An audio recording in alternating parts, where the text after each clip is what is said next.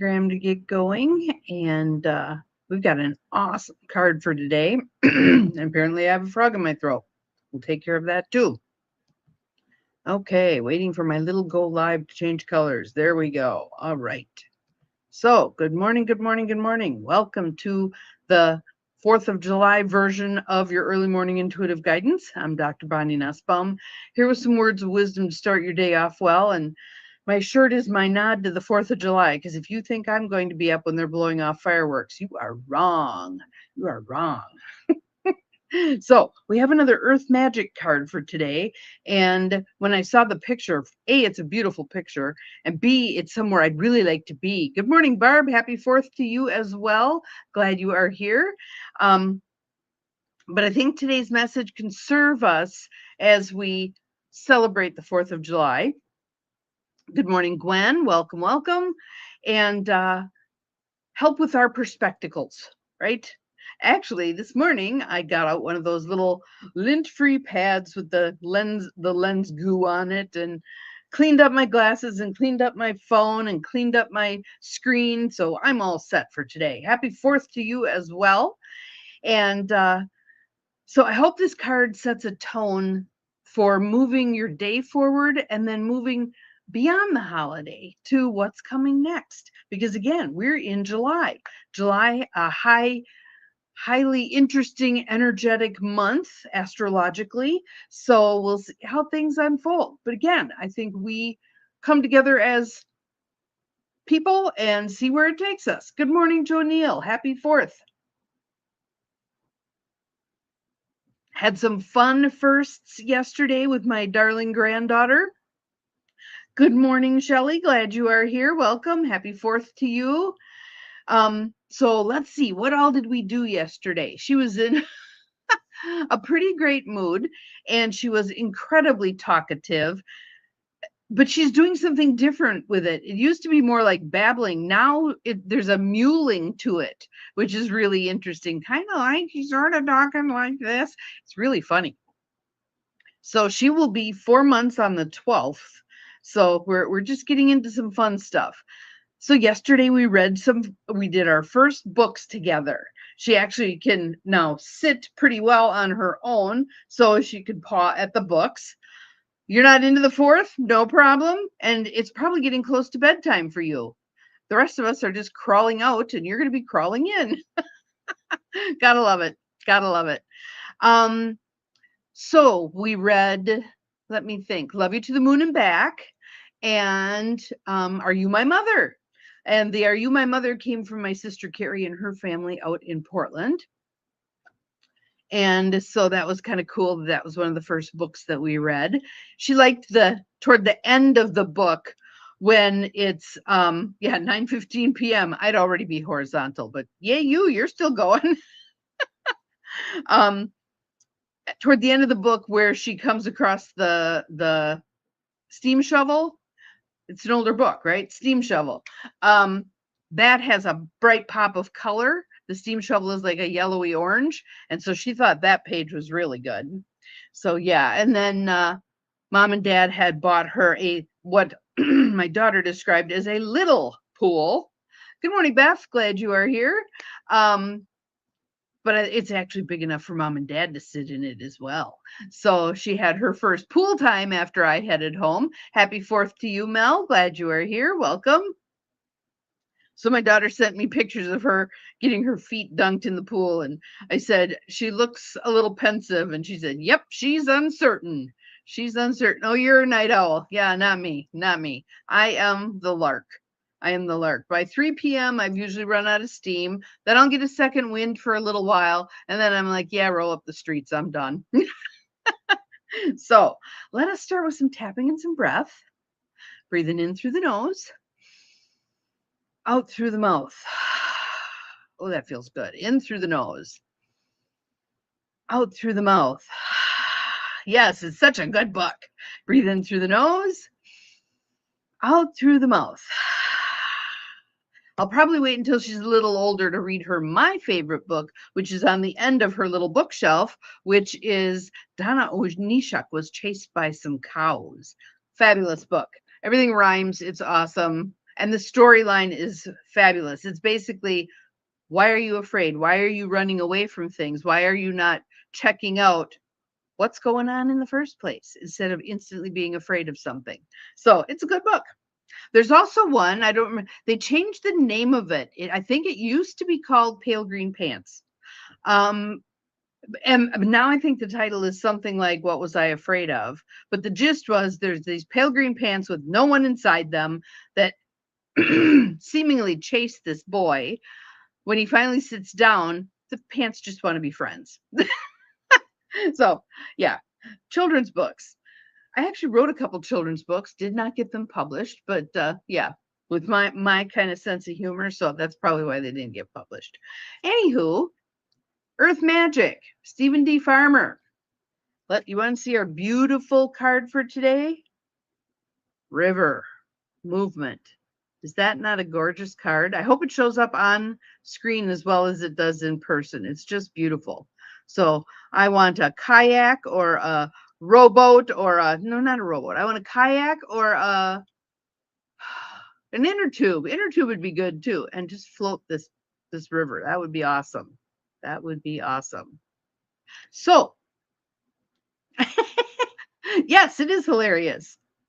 All right. So breath in, breath out, river, movement. The softened light from the sun, well, I'll let you look at it while I read it. The softened light from the sun falls upon this meandering river. And this is a second reference to meandering. Because here's the other card that was meandering path. Remember that one from the other day? I'm going to keep these two together because I am that kind of person who's like, let's get to the point. Let's get to where we're going. No, meander, meander. Falls upon this meandering river, the sparkles reflecting the gentle movement taking place in the river's body. She moves easily around the curves and rocks, sometimes gently, as portrayed in this card, and sometimes quite rapidly and intensely. Still, the river's movement will always eventually land her in the bosom of great grandmother ocean. Some of her water will evaporate along the way to feed the waters of the sky, just as it takes place in any other bodies of water, and bless the land and the seas with replenishment in a perfectly natural cycle that helps the planet sustain itself. I could do that too, absolutely. I'll just have to figure out where they are on my hard drive. All right, let's see what else we got here. Water is our lifeblood. I wish I could get everybody to understand that. Water is our lifeblood. The indigenous people understand that really well. Water is our lifeblood. There's actually one woman, I believe she's deceased now, but walked around the entirety of the Great Lakes advocating for water. Yeah. A nutrient more essential than food, the flow of water throughout our own bodies serves as a metaphor for how life itself flows through us and expresses as us. So here's the message to us. Fighting or blocking the flow of your life force can lead to you feeling spiritually void and disconnected from source. Just like the metaphor of the river, it does not work to force or fight this compelling movement. When you simply pay attention and observe the flow, it becomes easier to navigate your experiences and see what lies ahead, or at least get a sense of what is to come by the ever-changing geography that unfolds as you cruise along. Your resistance is hampering your ability to make a choice in this matter. Surrender to the movement of life. Be grateful, and you will see the signs along the shore and in the river itself that offer you clues about what direction your egoless self is to be making. Go with the flow is more than a trite aphorism here. It is essential that you do so now. Breathe, relax, and you will know. So let's take a moment here.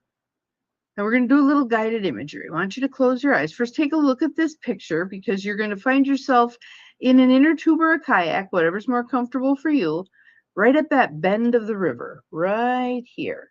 All right? So close your eyes. Imagine yourself there. You may be in a kayak You may be in a boat with someone else navigating if you're less comfortable with water. You may be in an inner tube. Breathe in, breathe out. I want you to feel both the warmth of the sun and the coolness of the water beneath you. And the water's just moving you along. And I want you to pay attention to the shoreline on either side. How far away does it feel? Do you like to hang along one edge of the shore? Or are you more comfortable right in the middle? Floating along, observing. Pay attention to your hearing. What do you hear? Can you actually hear the water moving? Is it moving across rocks? Or is it moving silently? Pay attention to the other sounds that you notice. Can you hear birds? Can you hear crickets? Can you hear splashes as fish jump? Just floating along. This is your life's river. It's yours to navigate. And really, you don't need to work hard to navigate it. You work with the flow of the water. You can paddle a little with your hands or with your paddle, depending on what you have available. Moving around any rocks that might be there. Or you might decide you want to put your feet out and stop at a rock and just observe what's around you. Just enjoying that journey. Getting that sense of what it feels like to be in flow. But for a moment, I want you to try something just to see what it feels like. I want you to fight your life's river. I want you to paddle. Try to get back upstream. See what happens. Notice how much more energy you expend when you do that. So again, go back to being in flow, working with the water.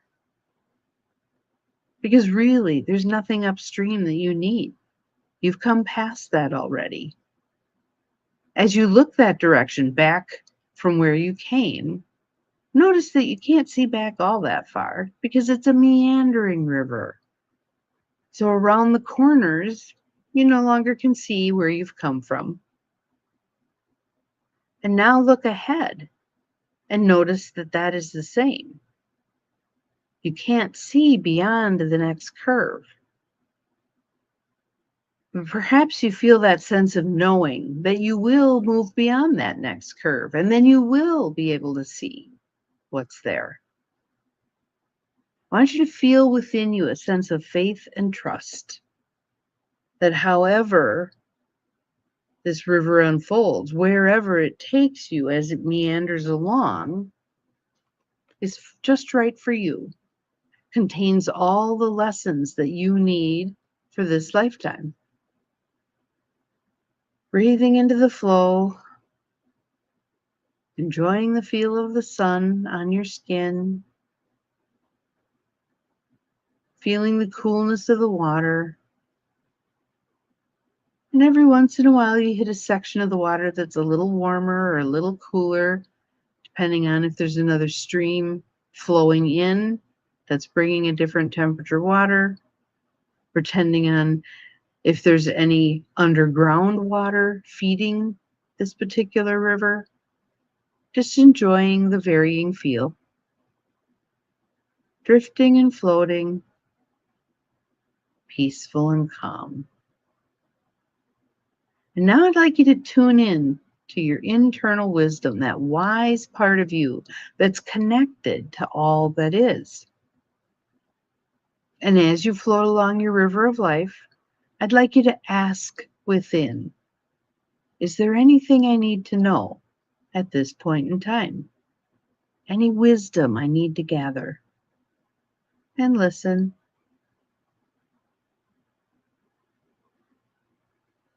And observe.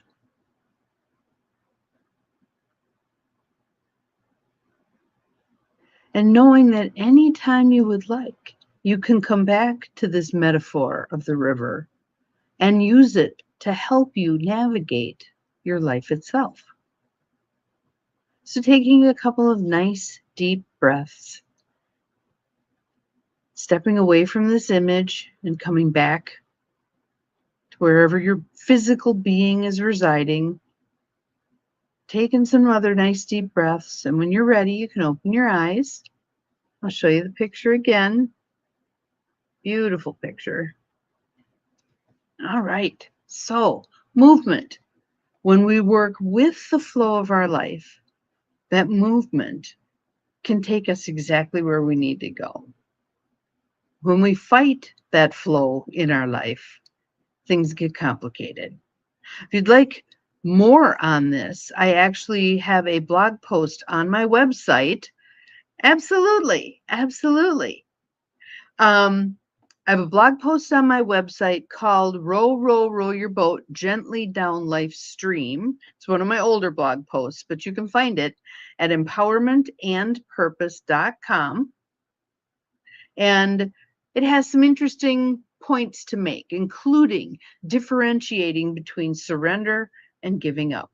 So if you'd like to read that, feel free to go to empowermentandpurpose.com, and under the tools tab, there are blog posts, and then you can just go in and find Row, Row, Row Your Boat Gently Down Life's Stream. So I hope everybody has a safe and wonderful 4th of July. I have not yet decided what all I'm going to do. I think it's a just be kind of day. I might just sit on the porch and watch others do stuff. But have an awesome day. We'll see you again tomorrow. Remember, you are capable of far more than you think you are. Bye-bye, everybody. Thank you, Gwen.